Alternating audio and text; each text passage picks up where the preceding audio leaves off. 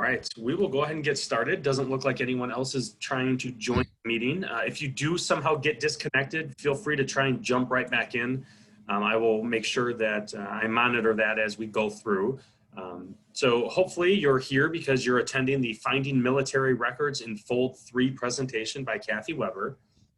My name is Matt Carter. I'm Executive Director at the Dakota County Historical Society.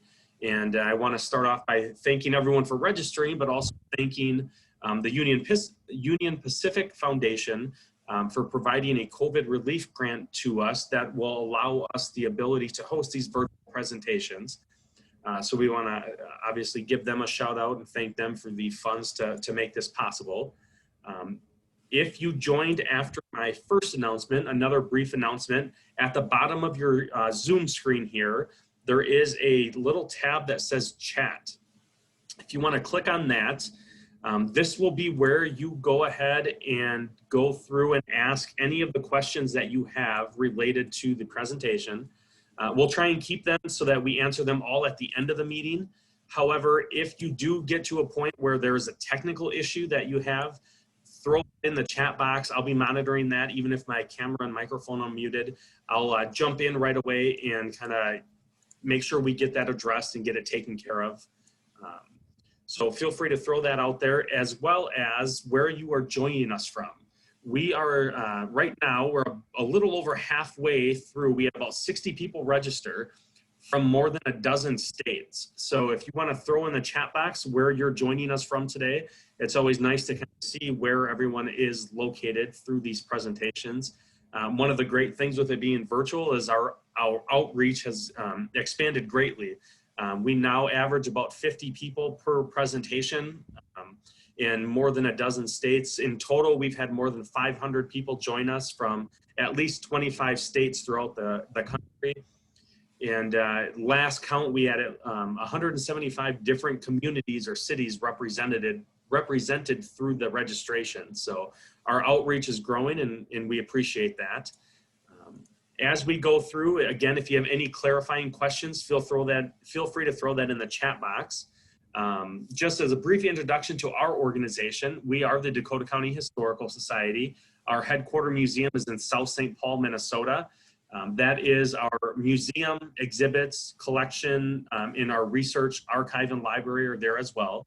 So if you are looking to do any research related specifically to Dakota County, we can probably help you with some other areas depending on what your questions are, but we do primarily focus on Dakota County. So feel free to reach out to me or stop in during our normal business hours. We're open for research and exhibits at this point. We also operate the Leduc Historic Estate, which is in Hastings, Minnesota, and that features an 1866 Gothic revival mansion. So as you go through, you get to see this amazing house and learn about the family that lived there and all the people that were associated with it, as well as the Civil War and some early Minnesota history. And we also operate the Sibley site in partnership with the Minnesota Historical Society in Mendota. And that focuses well on the early history of Minnesota and the fur trade. So that gives you another opportunity to explore that early Minnesota history. So as we go through, what we'll be doing is having, again, if you just joined us after the fact, all the questions will be down at the bottom in the chat box. And we are trying to record this. That way, if for some reason there is a technical difficulty, we'll be able to replay it if you do have that issue. But again, hopefully you are joining us for Military Records in Fold3 presentation with Cathi Weber. Cathi has been researching genealogy for more than 40 years, and she started her own NorthStar genealogy company to help others with their research and to teach classes. She's president of the Anoka County Genealogical Society and a member of the Association of Professional Genealogists, in addition to the genealogy instructor and researcher. So even after all of that, she found some time to join us today and share some of her expertise. So with that, I will turn this over to Cathi. Thank you, Matt. Okay, I am going to share my screen now. I'm glad that you are all with us today. I'm going to share my screen so that you can see what we're doing and get this started. Come on, in the beginning. There we go. Okay, we are going to talk about Military Records and Fold3. If you're not familiar with Fold3, it is a company under the parent company of Ancestry.com that specializes in military records. So as we go through, first part I'll talk about some military records and how to look for them, and then we'll show you how to use Fold3. So how can these military records help you in your genealogy research? Well, they are really good records to tell you about the men, anybody, men and women in your family that served in the military, but there's also very valuable information of their family in some of those records as well, especially the pension files. The first thing you want to ask yourself, though, is did they serve or did they register to serve? And the clues you want to be looking for is their birth date and death date, and compare those ages with the war dates. And then knowing what the draft registration requirements were at the time that they were living. So you know if they were even eligible to serve, what war they may have served in, and if they had to have registered. There are draft registration cards to look at. Those are on Ancestry. Census records can give you some clues. There is an 1890 veteran schedule. Now the rest of this, most of the rest of the 1890 census was burned, but the veteran schedule, part of it survived. So if you have someone that was a veteran and is still living in 1890, you might be able to find that. The 1910 and 1930 census also asks if they were in the military. Look for their obituary or death certificate. Look for symbols or clues on tombstones.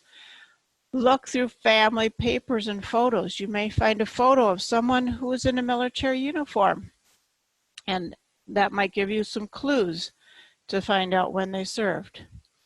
So in your handout, there should be a listing of the dates of the wars. In the first column on the left is their birth years, and then what war they may have served in, depending on their lifespan.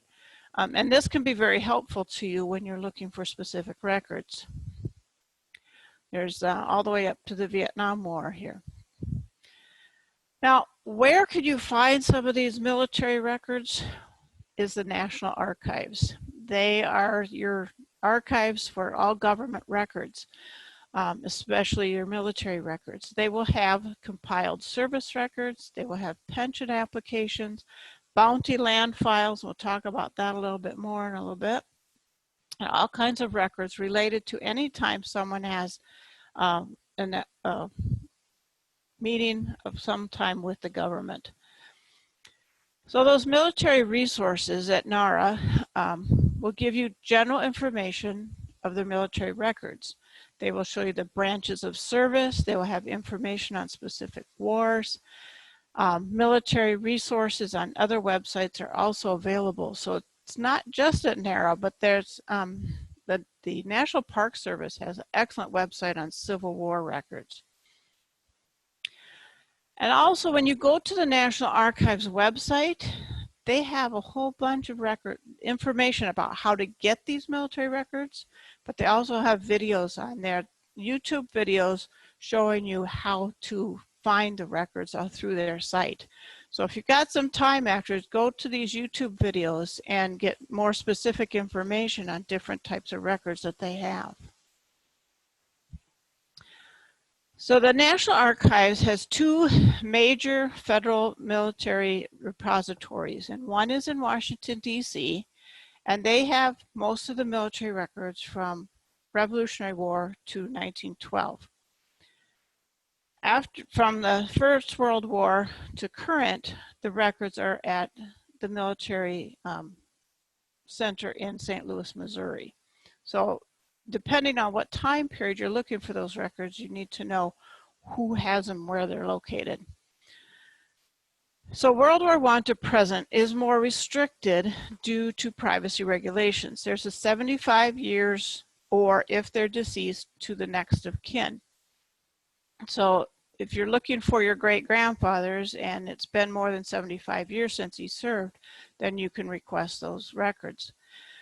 Unfortunately, in 1973, there was a fire in St. Louis that destroyed 80% of the Army discharge papers from 1912 to 1960 and 75% of the Air Force discharge papers from 1947 to 1963. So if your person was in the Navy, they weren't part of that fire, or if they're in that 20 to 25% that didn't get burned. So even though there was a fire there, you still want to check to see if those records are there. The other thing they've been trying to do is rebuild those files by looking at other types of records and putting those pieces back together. So you always want to check that and see if you could find that information. Also, when a veteran returned from service, they may have recorded their discharge in the county courthouse. So if you know where they lived at the time that they got out of the service, check the county courthouse and see if their military records may be there also. So the types of records we're going to talk about today is rosters and muster rolls, pension applications and records, compiled service records, draft registration cards, photos, uniforms, bounty land warrants, military reports and histories, unit regiments, maps. All of these things are going to be important to your research in military records and in also other types of records. So a muster roll is going to be the register of the officers and the men in that unit or in the ship's company. It's going to list them, their service number, their rank, some other notes available to them. And you can see on the bottom of this list, it just takes each line and kind of goes down to the bottom and continues. Some of them it'll say like why they're away, for temporary duty, you know, to just different notes on there. Always read every column when you're looking at stuff because you never know what little piece of information is going to be there that's going to break through a brick wall for you.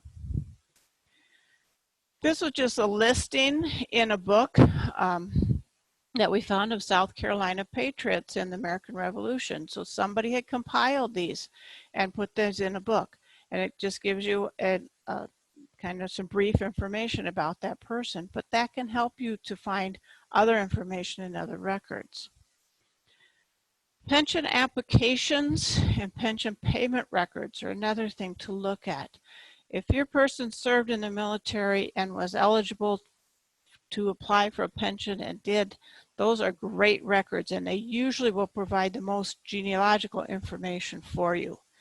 Because if they died and their spouse was applying for that pension, that spouse had to prove that they were actually married.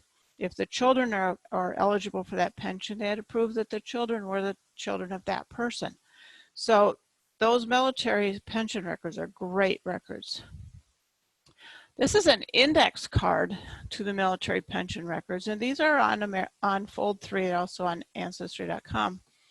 And you want to make sure that you look at all the information on this card because some of those pension files are filed not by name, they're filed by the application number or the certificate number. And so when you go to the National Archives to search for these, you need to know all of those numbers and all that information so they can help you find them. The other thing you can see on this card is down at the bottom, it gives his date of death and his death location. So these index cards can have a lot of good information, what unit they served in, the dates they served, if they applied for a pension, and then when their date of death. They often contain supporting documents, such as narratives of events during their service that says, yes, I served, this is who I served with.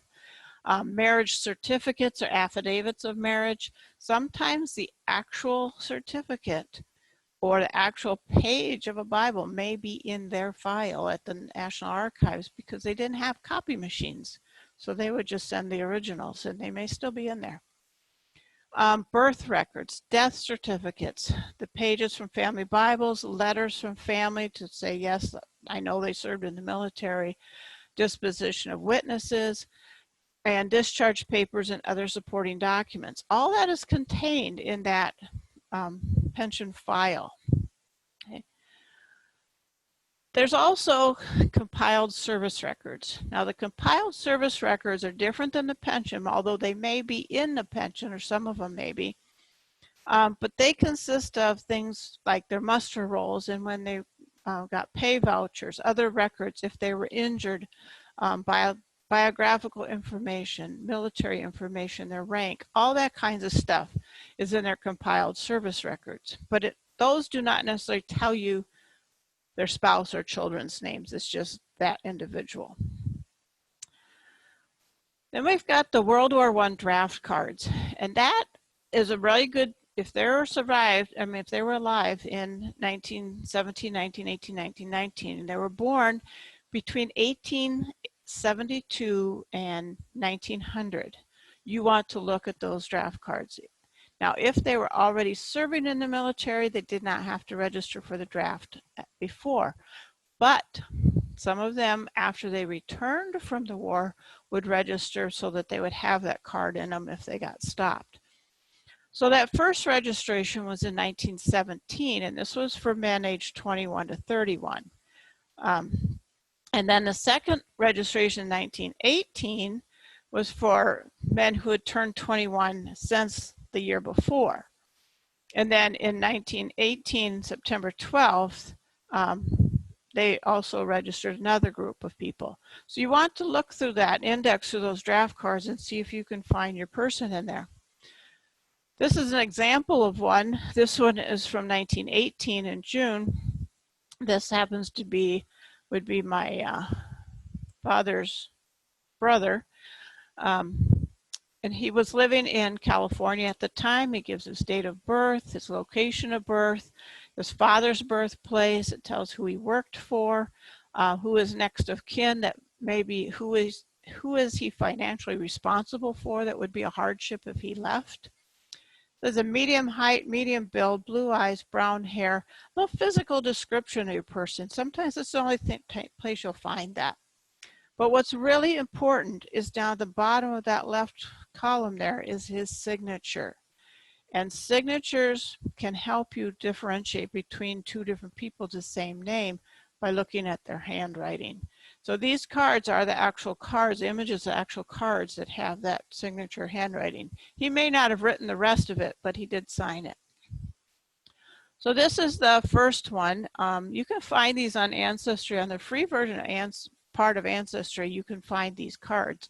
And it shows, you could read then what the questions are. Sometimes the original cards, it's hard to read that. But you can read the questions and see what it is, what information they're asking for. And they're all a little bit different. So the next one in July asks a few different questions. And then the one in September is even different again. So look for these if you've got somebody during that time period. This is a World War II draft card. This is my grandfather. It gives his name, his residence, telephone numbers, only 4 digits. Now what are we up to? 9. Age, where he was born, where he's living, his birth date. Who would be somebody who would always know where he lived? That's kind of interesting because who is that? I still haven't figured out who this Jess Greenlee is that would know him, because I'm surprised my grandmother wasn't listed there.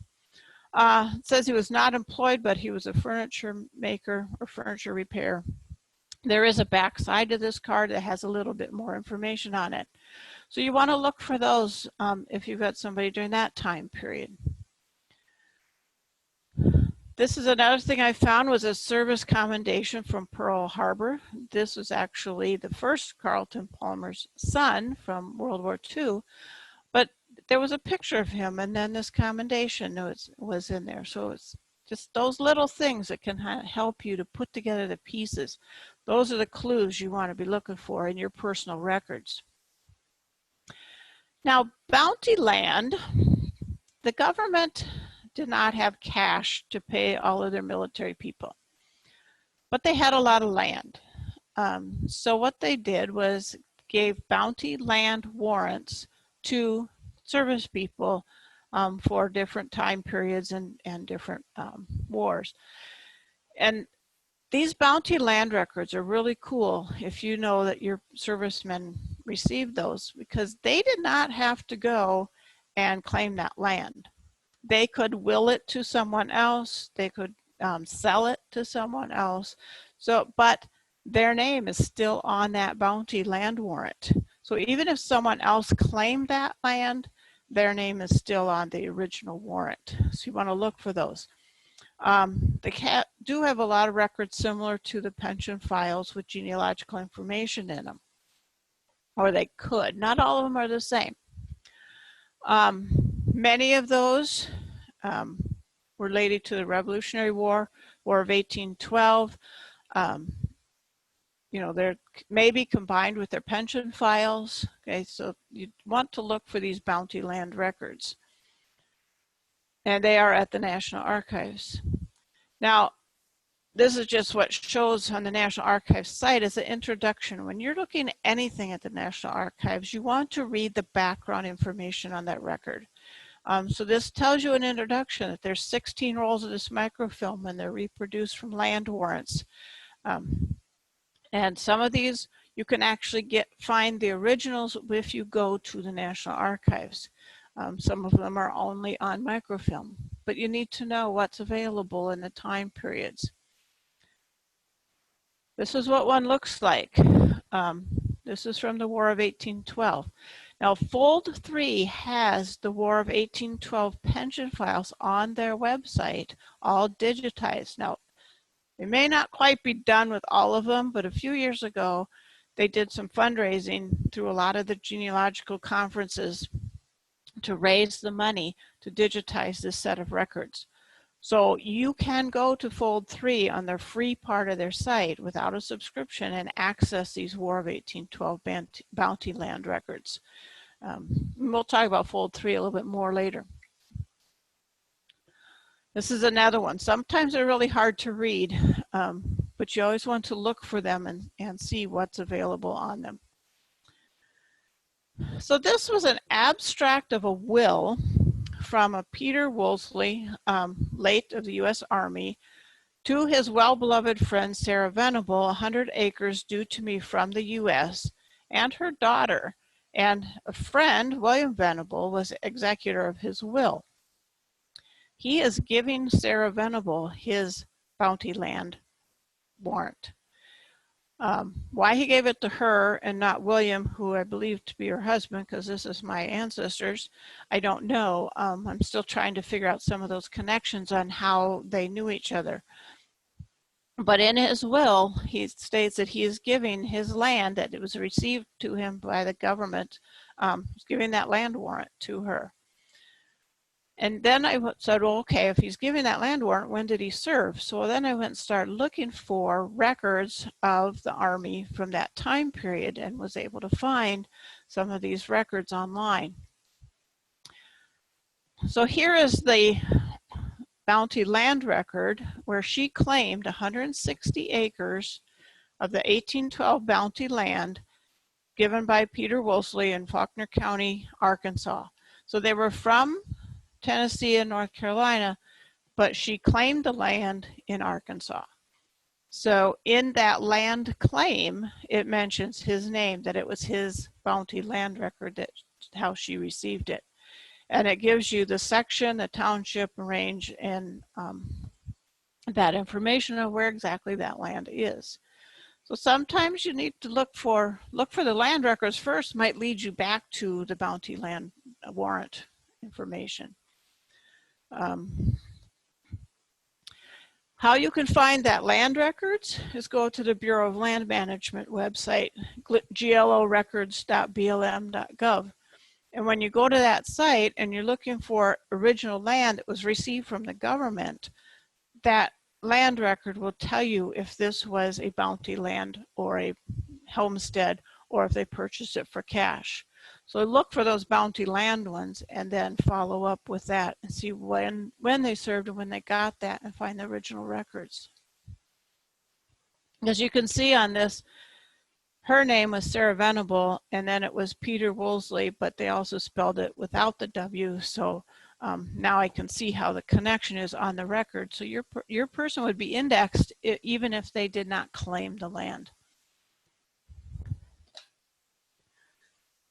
When I went to that site, I clicked on that and it actually shows me right where that land is that she claimed in Arkansas. Another thing you want to look for is battle reports. If you knew what unit they served in by looking at other records like the Index of Pensions, look for military history online. This is a history of the War 1812. It kind of shows you the battle reports, what was going on. Now your ancestor may not be listed by name, but if you knew they served in that unit, you could read through and find out what was going on at the time that they were serving. There's also battle records. Civil-war.net is a website just dedicated to the Civil War. So you want to look for those kinds of records because there's a whole bunch of links on here to different units and different information. There's some stuff on Gettysburg, there's Fredericksburg, there's Bull Run. You know, all of these different kinds of records that you can read about online. So I just encourage you to check those out. This is a battle report from Robert E. Lee. It just talks about on that date, September 18th, 1862, what was his report that he filled out and signed and sent in.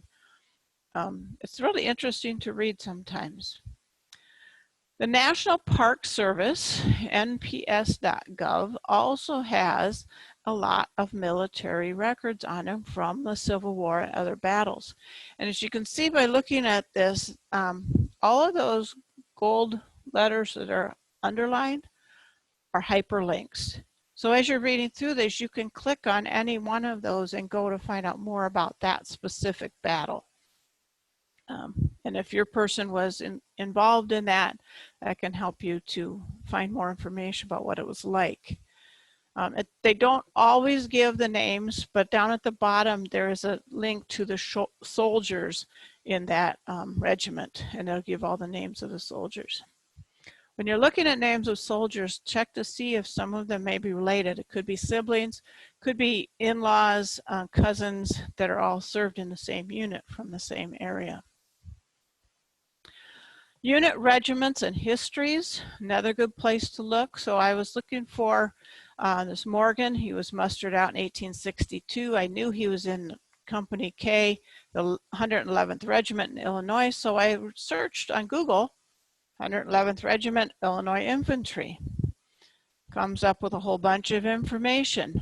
Tells what unit we're in and where they registered from. So they tended to register together as a community, and that made up a company or a unit.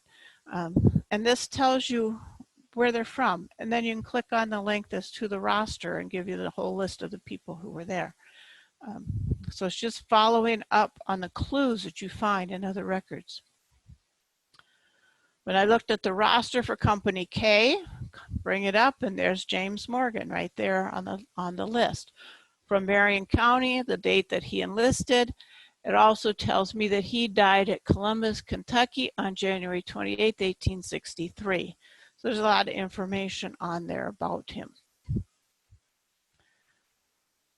The 111th Regiment Infantry, there's some information about that, when it was organized, where it served, where they fought, the battles that they did, and what was going on.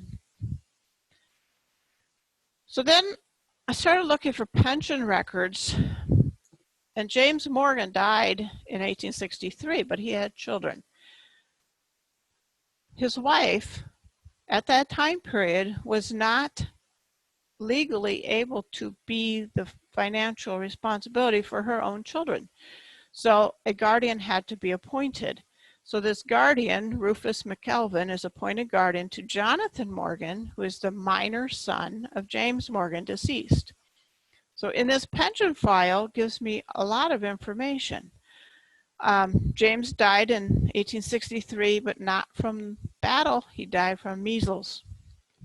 And that shows up in this record.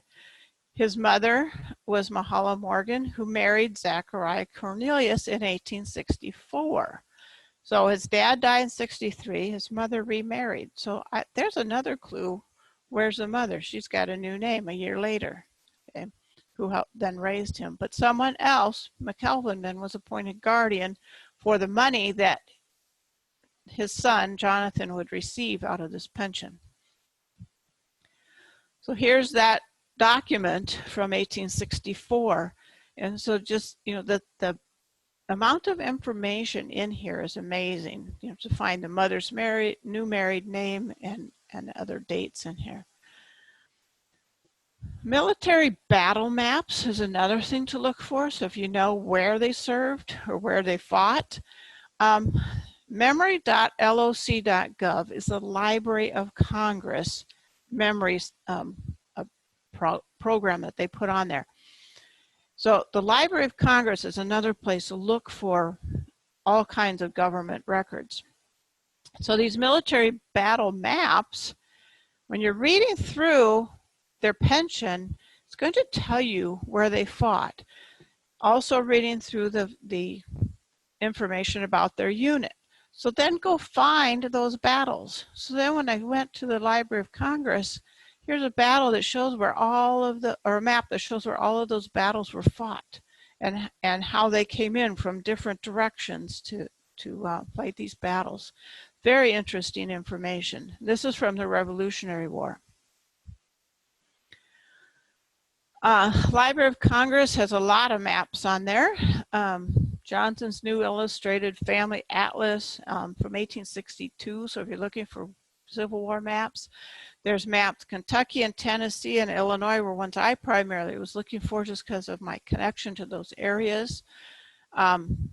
So here's a Kentucky and Tennessee map from the Library of Congress showing the different areas that they have. Other records you might want to look for: cemeteries and death records. Where are they buried? You know, do they have a death certificate? Is the death record in their pension file? Were they a prisoner of war? Look for those prisoner of war lists.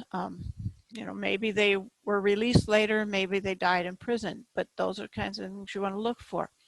Diaries, you know, if many of them wrote diaries during their service, and a lot of those survived and maybe in a local archive for where they lived, or it may still be in the family records. DAR records, the Daughters of the American Revolution, is one of the lineage societies that's available to find information going back from yourself all the way back to whoever served in the Revolutionary War. And those societies, in order to get in them, you have to prove every generation the links back to that time period. They're very good records for family information, just to trace what's going on and to know if someone served or was involved in the American Revolution. They did not have to fight. They may have donated some land or horses or something to the service people to be able to get this record. The veteran census we talked about a little bit. Half of Kentucky through the rest of the alphabet survived the fire of the veterans in 1890. So if you have somebody in that time period, look for that. Census in 1910 lists if they're a veteran of the Civil War and asks if they were on the Union side or the Confederate side. Now, unfortunately, some people did not admit the right answer there, so it may be a little skewed, but it's a good place to look to see if they're still alive in 1910, did they serve in the Civil War? Other record archives you might want to look for: the family history libraries of the LDS Church.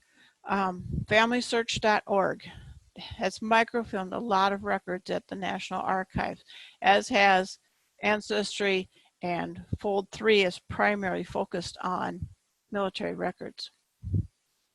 So Fold3, fold3.com, you may have access at your local library. So you want to check with them and see if they have that available. If you are in Hennepin County, the Hennepin County libraries do have online access to Fold3. And if you're not living in Hennepin County, you can go register your library card in Hennepin County and still be able to access those from home. So Fold3, basically, they used to be doing the same stuff as Ancestry. They do the census, they do all kinds of records. Well, then Ancestry bought them and said, you know what, let's not compete against each other, but let's support each other. So at that time, then they focused on the military records. Okay. They have a training center, they have membership options. There is a free component to Fold3. Like I said, the War of 1812 pension files are free. So is a bunch of other stuff, but you can always access the index to it for free, and then you know if you need to go further and get that subscription. Just other information available to you. One thing I tell classes is that little help button in the upper right corner, that's your friend. You need to use that help button if you're stuck and looking for something. It's the first place I go to look. So why the name Fold3? Okay. It comes from the traditional flag folding ceremony in which the third fold is made in honor and remembrance of veterans who served in defense of their country to maintain peace throughout the world. So as the flag is folded in the thirds, that's where the name comes from, is Fold3. Okay. Just some information on it. There's a training center there you can go into, and there's little videos on how to use it. We'll go through a little bit of that here, but I can't do that, all of it in the time that we have. So I want to show you how to find this stuff yourself. So when you go there, go to that training center and look at the videos, how to view documents, how to print and download. You can add your own information to Fold3 by adding memorials or facts about your family to try to build that and get more people involved. One of the things, using quotation marks to find exact names is a helpful tool. So just read through that and see what can help you to be a better searcher on their site. There are over 531 million original documents, with more added every single day. And most of those documents you will only find on Fold3 or in the National Archives. Okay. It is the best site for Revolutionary War, Civil War, Vietnam War collections of records. Okay. You can connect related documents to your family. You can annotate or add comments to documents. You can create your own gallery. If you have your ancestors' discharge papers, you can submit that and add it to the gallery so that other people in your family could see those also. Or if you have medals or other information about their military service. You may have a picture of their unit with names on it. That's a great place to put that, because other people might be looking for their person who was in the same unit as your person. Connect with other members of Fold3 that are looking for things. Can create web pages, invite other families to view those web pages. You can upload your own shoebox or scanned photos. You can share your memories and stuff with your friends on Facebook. So if you put something on Fold3, click on the link to share it on Facebook. Fold3 was not always called Fold3. Okay? It had a couple of different names. iArchive was one. It was Footnote starting in 2007, and that's when I joined. It was, you know, Footnote, and it had original documents and all kinds of different things. But in 2010, then Ancestry bought it and renamed it to Fold3. So just a little history about the company. It's kind of interesting to know those things. So this is what it looks like if you go to fold3.com, and it may be different today. They change the images on them all the time. So you can join, or you can sign in, or you can just do some searches without joining. And I don't know, it's usually about $79 a year to join. But if you were to order a pension file from the National Archives, that's $75 just for one. And if it's been digitized and put on Fold3, you've just paid for one, and you have access to a bunch more. These are the levels of membership. There's a 7-day free trial. There's a premium membership, And then there's the free membership, and it'll show you the different things that you can get at each different level of membership. So again, this may not be the current price because we never know when things are going to change. But then when you click on there, you can see the different types of things. There's over 545 million records on there at the last time that I checked. And you'll see that there's different columns on here. The far left column talks about the different types of military records. So you can look at everything, or if you know you only want to look at the War of 1812, then click on that. And then the next column is going to show you specifically that. Right now I have it on World War II. So it's telling you there's 159 million records just associated with World War II.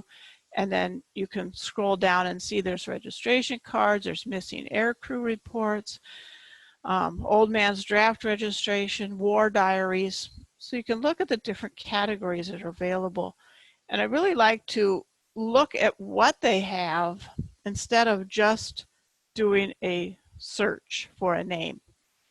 You could do both. I mean, you could search for a name and that's going to help you kind of go focus in on one person. But to read through these different types of records is interesting to see that maybe there's something in there that you want to look deeper. So when you're using it, enter your first name or last name in the fields, and then there's an advanced button. When you click on the advanced button, it's going to give you more options to add more information. And again, click on that Fold3 Training Center and learn specifically how to use the site. Anytime you're looking at a new site, look for any type of training videos or different tools that they give you to help use it better. When you search for it, I searched for Emmanuel Burkett. Okay, there was 14 matches for Emmanuel Burkett, and these are all in different categories. So I want to, maybe mine was in World of 1812 or Civil War. I have to be, mine was from the Civil War. So I might want to just click on that and only look at the responses to the Civil War.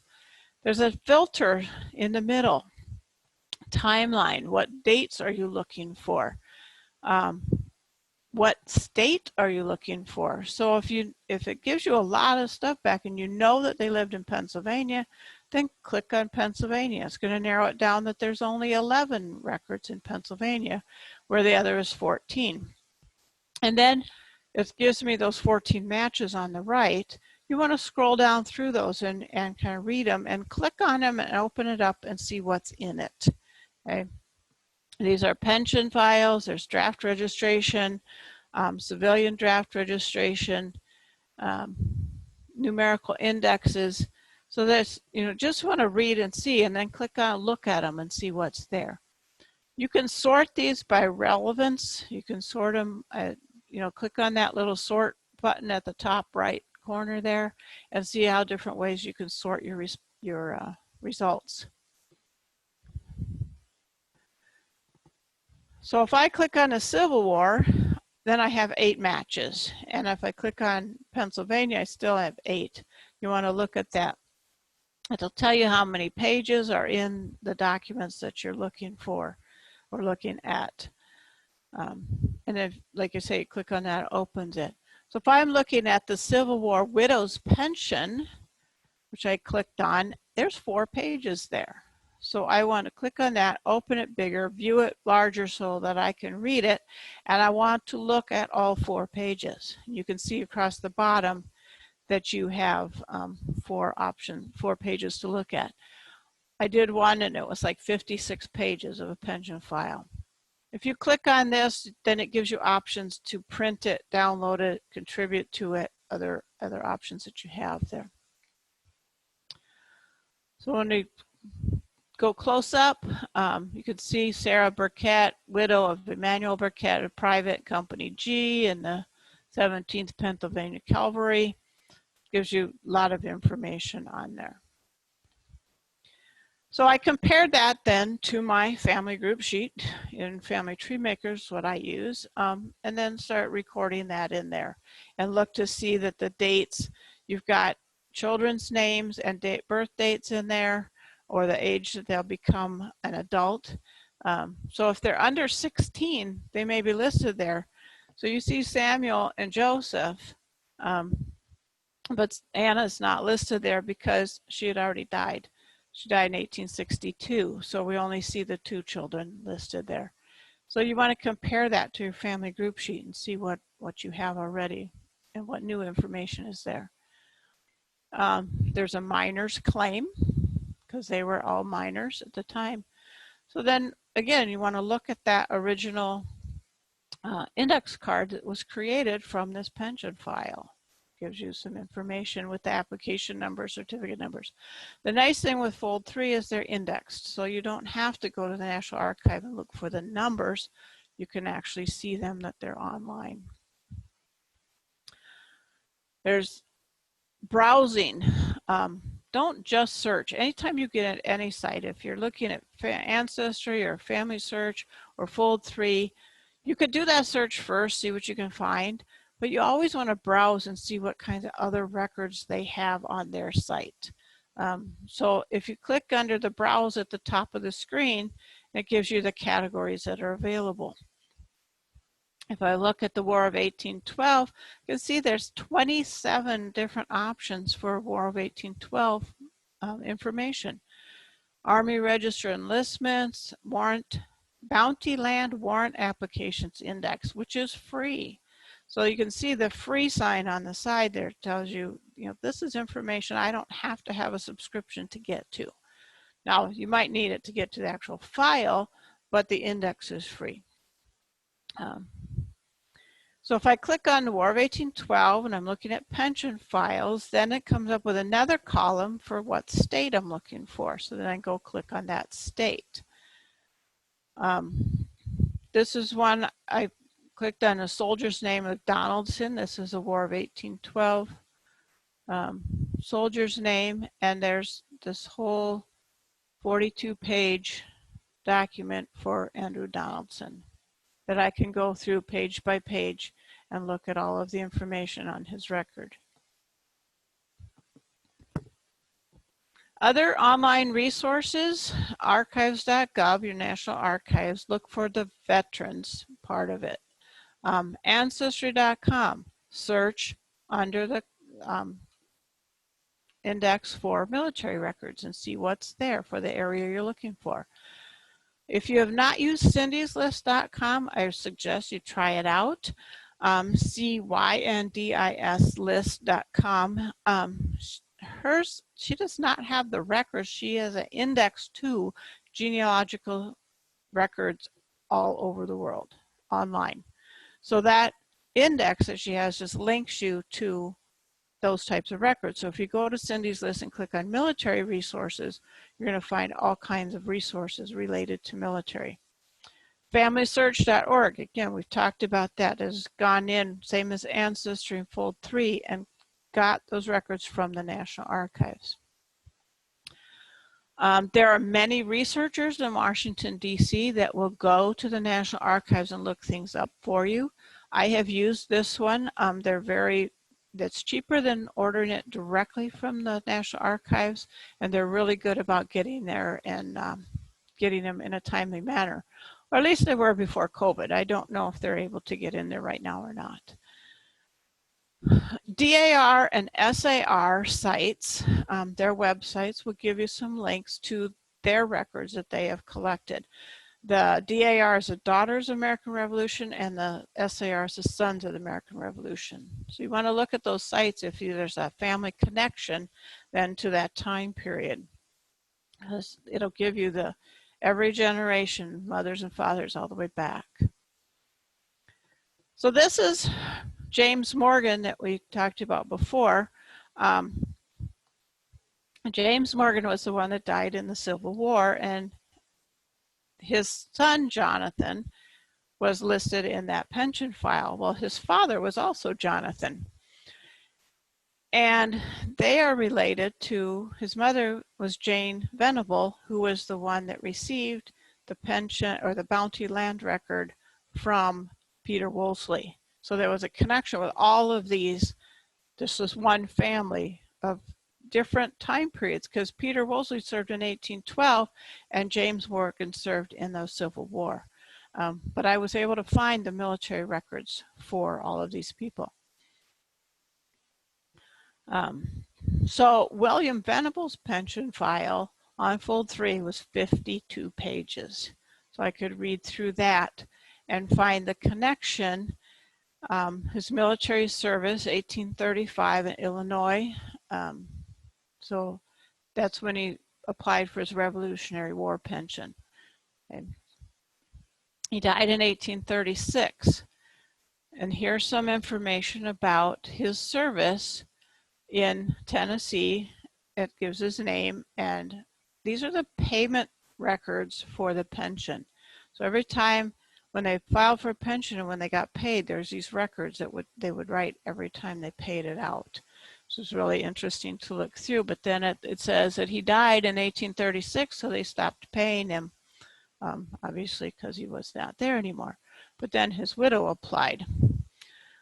So Sarah Venable, who's the widow of William, applied to then continue that pension for herself, living in Arkansas, which is where she claimed the land from the Bounty Land Warrant. If you have pictures of your family in military uniforms and you don't know when they served or what branch they served in, there are websites that can help you figure that out. This is a guide to military uniforms and awards. So if you go to military.com and it'll show you, and there are people who can look at the picture and look at that uniform and tell you what branch, what time, what war, what side that they served on. It's not me. I know how to send you to this website, but I don't know how to look at those uniforms and tell you. But people can, and that can be very valuable to you if all you have starting with is a picture. These are my dad's medals from the Korean War. It was very, when he died, my mom gave me all of his military stuff. So it's neat to be able to have these and look and see what he did to get them. There's a whole listing of how he got them and when he received them. So, did your ancestors serve in the military? We have some time left, so if you want to type your questions into the chat, and I'll have Matt come back on and read them. All right, thank you, Cathi. So there were a couple of questions as we were going. So the first one, and you may have addressed a little bit related to this, but I'll ask it again, or either way.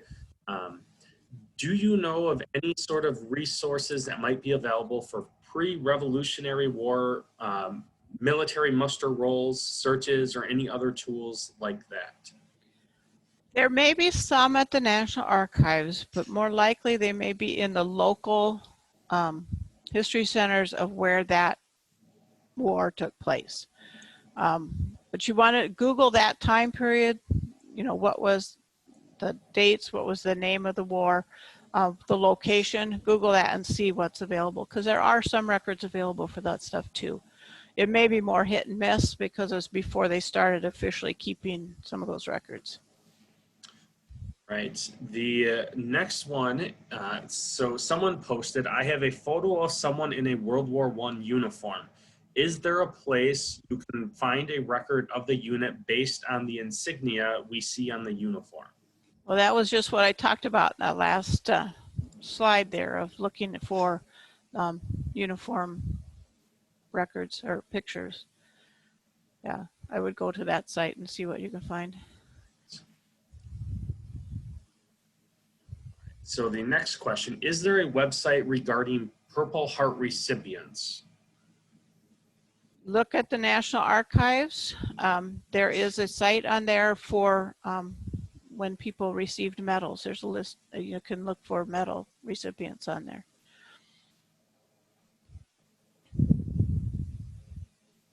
So another question that came in, someone is looking to find their uncle's wife who could be alive and in her 90s. They know where their uncle died in World War II. Would there be anything related to like a marriage certificate or anything that they could use to identify where she might be if she is still alive? If he died in World War II, she may have applied for a pension for him from that service. So I would look for that first. World War II was in 1940s, were they married in 1940? So you could look for a census record in 1940. If they married after 1940, then I would say to look for a marriage record of where in the area where he lived before he went into the war. See if there's some clues there. If you know where he lived, look for newspapers in that time period, because there may be a listing of people who died during the war listed in the paper, and that may even be an obituary about him at that time period. So there's a lot of clues there to look at. Now the 1950 census won't be out for another 2 years, but then she may have remarried. So if you find their marriage record, and you know her name when she was married, see if there's a marriage record for her getting married again after that. And if they had children, look for their children, because they may give you some clues to both of the parents too, or even the mother's name. If she remarried, it might be on their child's records or information.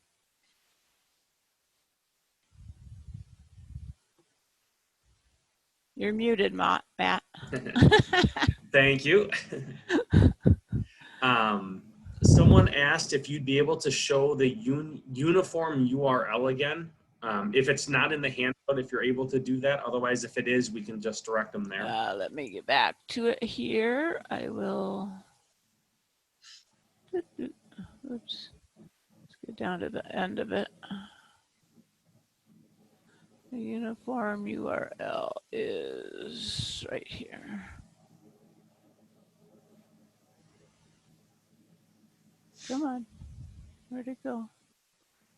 Oh. Oh, there it is. All right, so there is that URL that you can either take a screenshot of or a picture. And someone did point out that the URL is also on page 3 of the handout. So if you aren't able to get a screen of this, feel free to look into that. All right, so it looks like as of right now, that was the last question so far. So hopefully you're all joining me in thanking Cathi for the presentation. So thank you. It's always been great to have you present to us and for us. So I know this one is definitely of interest, and I appreciate you going through the Fold3 side of it. I know I've tried to use that, and it's not the easiest to use at times. So definitely helpful that way. So a lot of thank yous and great presentations on the chat box. So with that, as we wrap up here, I also want to thank again the Union Pacific Foundation for sponsoring this event and this program. And I also want to thank all of you that registered, especially those of you that were willing and able to provide a donation, or even some of you that had taken out a membership as a nonprofit organization. We always appreciate that. So as I don't see any new questions coming in, I will go ahead and we will end the presentation now. In the next couple of days, we will provide you with a link to a survey. If you're willing to fill that out, it will literally take you about 3 minutes. I think that might have been the longest it's taken anyone to fill out. It's about 10 questions. Just let us know how we did, how the presentation went, and any additional information you have on future presentations that you would like to see, whether it's remaining virtual or in person. We do use those as a guide for our future events and presentations as we go. So with that, thank you again, everyone, and I hope you all enjoy the rest of your night. And thank you, Cathi. Thank you. Have a good